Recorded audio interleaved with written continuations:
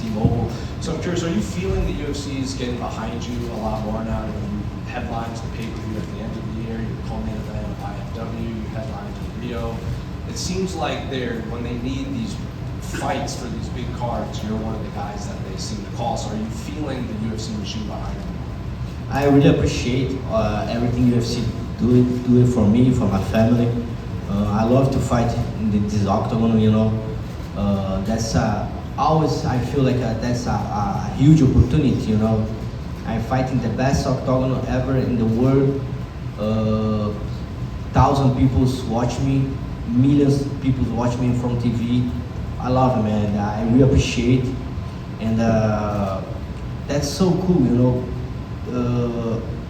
I fight all my life, brother. My first fight I have 17, and now 35, still fighting in high level.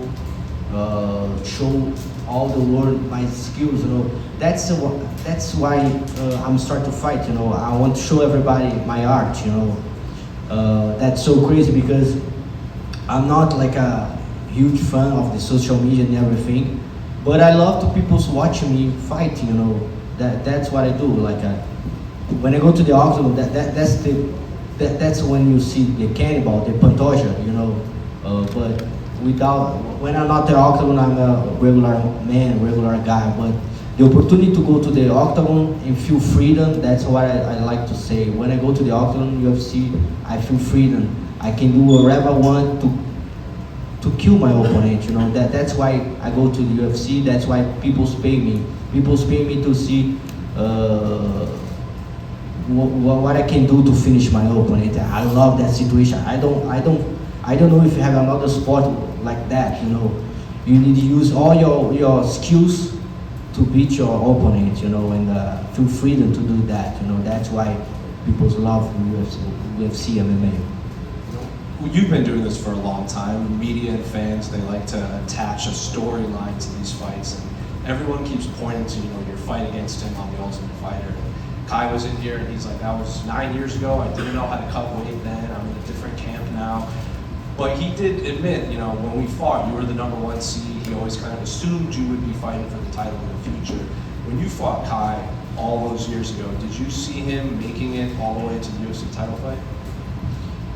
He's so good, you know. He has this crazy power in his hand, you know. He can knock out all the humans in the universe, and that's a special gift he have, you know. God give to him a special gift, give you a lot of power in his hands, you know. He have a very good takedown defense and high level fighter. I like to say I have the opportunity to fight with the best fighters of the world. I fight with a real Mexican Moreno. I fight with a Brandon Rival. I fight with a guy from Australia. Now I fight with a Japanese samurai, and now I have a Maori warrior. You know, that's super cool, brother. I have this opportunity to fight with someone like so far from Brazil, you know, and I really appreciate that. And you have that in my division, you know. You have all the countries. That's the real championship world, you know. You have all the countries in my division. If you see the top 10, you don't see like 2-3 countries of the same place, you know. You have a guy from Africa, you have a guy from Asia, you have a guy from Brazil, America do Norte. I really appreciate everything, man. Is it true you guys were messaging each other? Yeah. To figure this fight out? After I fight with the Sakura, he sent me a message on Instagram, and he say, "I'm the next, yeah, Pantoja." And I say, "I hope so, brother." Kai Kara-France is a real good guy, you know, super humble. It's like, and I say to him, he look more dangerous right now because he have a family. When I fight with him the first time, he don't have family yet, he don't have kids, and right now he have a kids, he have a family. And that's making him more dangerous, you know, and I know that because I have my family to fight, I have my family to feed, you know, and that's good advice for myself, you know. I know when the octagon's locked, Kai Kara-France don't fight for just him anymore, you know, he fight for his family. And then just last one for me, what do you make of, I know you're not looking past Kai, but there's like the flyweight division is kind of on fire right now. Like Kyoji's coming back. Brandon just had the big win. Josh Van is fighting on back-to-back pay-per-views. So just what do you just make of your division and what lies ahead of you after that? I'm super excited with that. You know, people say, "Hey, you need to move on to bantamweight." No way, man. We have so entertainment fights here. Josh Van, that's crazy. I say the guy, it's like he grabbed the golden ticket from the Willy Wonka fabric, you know, he had the ticket, man. That's super crazy. If he passed for a rival, he's the next on the line, you know. And of course you have Kyoji, you have some good names, Manel Cap's there. I feel bad to Manel Cap. All the time he close to the belt, something happened, you know. I know he's a very good fighter, he has a lot of skills. I hope fight with him in the future because he's good. I want to fight with the best guys on the world, you know. That's why I like it. And that's it, man. Flyweight. And last year, 2024, I think the best year for flyweight, you know. And people start to appreciate much more that division, you know. Now you can say 10 names, 50 names from the flyweight division, you know. And that's so nice. I'm the champ of that, and I can appreciate all that. All the fights I see from my division, guys call my name, and I give the hope for everybody because I don't like to look cocky and say that, but I'm clean my division, man. I fight with everybody before I get the belt. And now everybody think he have a chance to fight, you know. Everybody have a hope.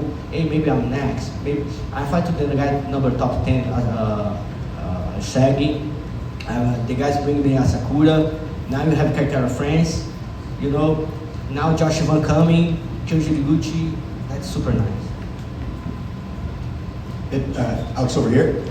You mentioned how there's more fights for you at flyweight, but it seems like a lot of fans do want to see the fight with you and Merab at some point. Have you noticed that as well from your fans, that they do want to see you move up and challenge for the bantamweight title? Maybe create a BMF for light guys, you know. I don't know, man.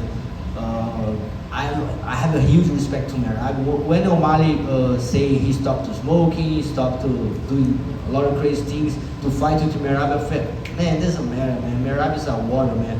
He passed through for everything like myself, you know, and I have a huge respect about that. I think never O'Malley can beat Merab, you know, and that's so crazy. He think he can make difference, and Merab make difference. He submission him, you know. But of course, I want to fight with the best fighters of the world, you know. If I have an opportunity to fight with Merab, of course I'm accept, you know. But it's not something I really look for, you know. I have my division. I'm super excited with that division, you know. A couple names, new names coming. Josh Van is a nice surprise to everybody, you know. He fights so good. He make a very good fight with the Bruno Bulldog, and maybe he's a next challenger for me. Yeah, and just quickly, like thinking about Merab and a potential matchup with the two of you, how do you feel like your style matches up against his, especially with your cardio? You've gone 5 rounds a number of times. Like, how fun of a matchup would that be? You know, I'm learning a lot, you know. I'm learning a lot with my losses, and then that's making me a better fighter right now, you know. And I think if Merab try to maybe take me down, I can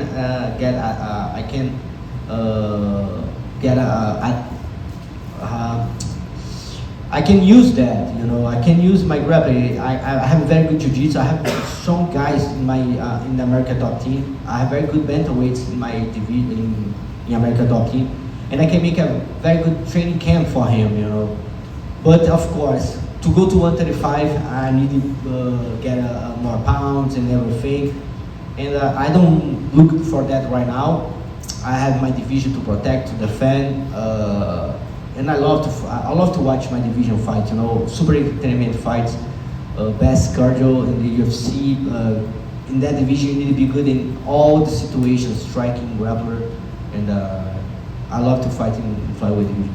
And just last one for me, who do you think wins that fight with Brandon Royval and Joshua Van? I know you're really praising Van here. You fought Royval. How do you see that fight playing out on Saturday? That's a very interesting fight, you know. People maybe don't know, but Royval have amazing skills in striking too, you know. And Josh, it's like, I don't know if he have like a challenger like that, you know. He had an opportunity to fight with the #1 contender, you know. And I really appreciate to watch the fight. Of course, when the fights happen, I'm the locker room, make my warm up. And I don't know, man. both guys have super chance. Josh Van show amazing takedown defense with everybody, and maybe you're gonna see a different fight. You know, maybe Brandon Rival need to make it stand up with Josh Van. I don't can appoint anyone. I just appreciate to watch one fight like that. Over here. Champ, you're a longtime teammate, Dustin Poirier. He retires next month. What's your best memory with Dustin Poirier? Man, I think in the gym, you know, see he's working. I really appreciate because he training so hard for that fight right now. You know, it's like he have people say last dance. I don't like to feel that last dance and that, but he training a lot right now. You know, I make my camp and he trained before me. You know, he in the gym for like 2 months, 3 months. I never see Dustin train like that for one fight. And I know 100% that's gonna be the best version from Dustin Poirier. Maybe he think it's different to retire. You know, maybe after that fight, he on fire, man. And see he training. We live close to the Coconut Creek in Florida, and I drive my car to go to my house, and I see Dustin running like a crazy, you know, in the street, you know. And I appreciate having teammates like him in my gym. That's a legend. And one more question about another legend. You and Jose Aldo, you both won together at UFC 301. What did you make of his retirement? Man, what I can say is like after he retired, I see he posts on Instagram, he go play soccer, go do whatever he want. And then I realized that's super cool. The guy, he's come from the poor city in Manaus, Brazil, and now he got the top of the world. He got some $1 million, and now he retired. He can do whatever he wants. You know, that's super cool to imagine. You know, because I don't fight. Of course, when I go to the octagon is locked. I fight to myself. You know, that's what I do. That's my job, and I love to do that. But behind that, you have so much responsibility. You know, you need to wake up every day, not just because yourself. You need to go training because you have your family, your teammates, your coaches, and everybody expect that about you. So much responsibility. And then when you retire, man, you can do whatever you want. You know, I feel that's so amazing. And see Aldo enjoy his life right now. He can do whatever he wants. He go to Disney, he go play soccer, that's amazing. Aquí, Alexandre, podemos hablar portugués un momentico. Tú me hablabas de 35 años de pelear con tu familia, viendo tu carrera, tu vida, aquel joven que hasta hizo Uber en el sur de Florida. ¿Cómo lo ves tú? ¿Cómo lo vives? ¿Cómo lo sientes ahora que eres campeón coestelar, un gran evento, UFC X? ¿Cómo lo vives? Proud, you know, tenho muito orgulho de tudo que fizesse. Tenho muito orgulho de aonde eu cheguei. Eu acho que a maior palavra que eu posso falar, eu tenho muito orgulho de olhar no espelho e ver o homem que eu me tornei, ver o pai de família que eu sou, o marido, o pai do Cauã e do Nicolas, todo o sacrifício que eu tive que fazer. Eu fiquei longe da minha família por muito tempo e ver hoje que minha família acabou de chegar aqui, meus filhos, minha esposa, estão lá no quarto me esperando, então é inimaginável. Né? Eu ainda acordo todo dia e me espanto em ver que eu sou campeão do UFC, sabe? Parece que é algo novo sempre para mim. E só que, em paralelo a isso, eu quero muito mais, cara. Eu acho que eu tenho uma vontade dentro de mim, sabe, insensável. Eu venho de uma cidade muito bonita chamada Arraial do Cabo, onde a gente tem um pôr do sol mais lindo do mundo. E eu nem lembro a última vez que eu vi um pôr do sol. Porque eu estou trabalhando muito duro para conquistar as coisas que eu tenho hoje e as coisas que eu quero conquistar ainda no futuro. Então, eu tenho muito orgulho de mim. E a pelea principal, Oliveira, Topuria, Oliveira, como la ves? Topuria é um dos meus lutadores favoritos, mas Charles é um ícone para o Brasil. É um cara que eu admiro muito, tudo que ele fez, a trajetória dele, o que ele representa para o Brasil. Então, eu tenho certeza, sem sombra de dúvida, que o Charles vai levantar esse cinturão no sábado. Muchas gracias. And just, I think you may have said it there, but how do you think Charles does against Ilia Topuria? Yeah, just say Topuria is one of my favorite fighters. You know, I think I don't say that for a lot of people, but when I see Topuria, I think 2 years ago, I said, man, you crazy, man. Like I'm a big fan. And now seeing him fight with Charles, Charles is a legend in Brazil, is an icon from everybody in Brazil to how to you win your life, you know. You come from favela in Brazil, come the hood with a poor place, and then he not just change his life, he changed the life of his community, you know. If you see Charles have like 20 people with him right now, you know, he bring all the people with him, you know, give opportunity to everybody, you know, and that's so nice to see, you know. It's not just about his life, he changed all his circle, you know, and I see Charles can finish that fight. Hello, Champ. The next day after the fight, your team Flamengo is playing Bayern Munich in Miami. So, will you be in time for that game? And what's your prediction of the winner of the World Cup? Yeah, that's super nice. Have Flamengo play in the Mundial Soccer. I love to watch. I watch all the games. My wife and I give to my father-in-law tickets to go to the game because we can make it, and that's a birthday present for him and his wife, my mother-in-law. And man, if Flamengo go to the finals, I go follow Flamengo in the finals. You know, I think we have a very good team to that competition, and we can win the game. You know, I support Flamengo. Maybe 2-1, maybe 2-0. Flamengo have a very good team. That's super nice. I don't know if everybody know about soccer, but like that's nice see in that competition, like European teams, billionaire teams play with small teams in Brazil, and Brazil still won. You know, we won all their games. Super nice, and I'm with Flamengo. Let's go. Yeah, good luck. Thank you. Pantoja, I was wondering, with bringing in the UFC, bringing in Kyoji Horiguchi, it feels like, oh, Pantoja's beaten so many guys, we want to make an effort to bring in more flyweights for him. But is it awkward? Because obviously he's also an American top team guy. Have you guys talked about this at the gym? Kyoji helped me to get this belt. If I don't have Kyoji Horiguchi, I don't know if I can like go to this high level. You know, Kyoji me push every day, man. Like if I have a bad day, Kyoji is gonna beat me in the gym, you know, and I really appreciate having a guy like him. And I really hold this belt and wait Kyoji Horiguchi, because when I train with him in the gym, I not can hurt him. But in the octagon, when it's real, I'm gonna hurt him so bad. I did also want to ask, what is the mood like at ATT? Obviously, you've been the champion there for a minute, but now the team has 2 belts with Kayla Harrison winning. Just wondering, what's that like, the energy at the gym right now? Man, if you go to America Top Team, if you step in that gym, you can smell the victory, you know. You smell all the sacrifice. We have like 100 professional fights every day in the gym. See Kayla Harrison take this belt, man, that's so good, you know. She trains so hard. She's such an inspiration for everyone, you know.